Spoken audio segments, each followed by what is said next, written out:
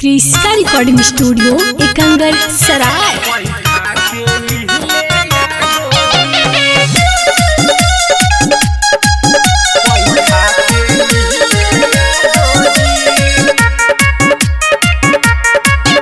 Presented by Kriska film. अरे गइल रहलू घूमे जहमा भइल न रहुए कादोजी ए सखी सुनो हो। अरे गइल रहलू घूमे जहमा भइल न रहुए कादोजी रहड़ी में बहरी बैठा के लिहले यादोजी रहड़ी में बहरी बैठा के लिहले यादोजी कैले पानी पानी उतर जैसे कि लागे भादोजी रहड़ी में बहरी बैठा के लिहले यादोजी रहड़ी में बहरी बैठा के लिहले यादोजी।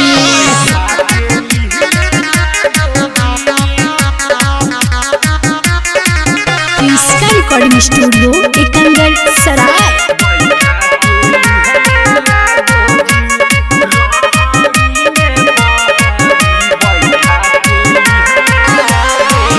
कबो आगे डाले कबो पीछे डाले पूरा दहिया के कोइले लाले लाले।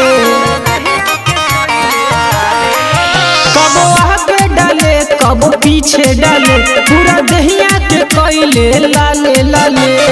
कबो नाही डाले ई ता देही प हमरा कादोजी रहड़ी में बहरी बैठा के लिहले यादोजी रहड़ी में बहरी बैठा के लिहले यादोजी।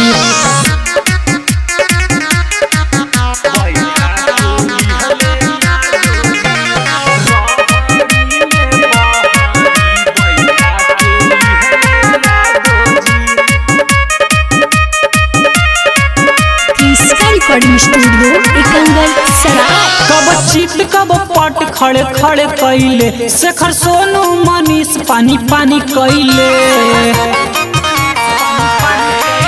कब चित कब पट खड़े खड़े कैले शेखर सोनू मनीष पानी पानी कैले।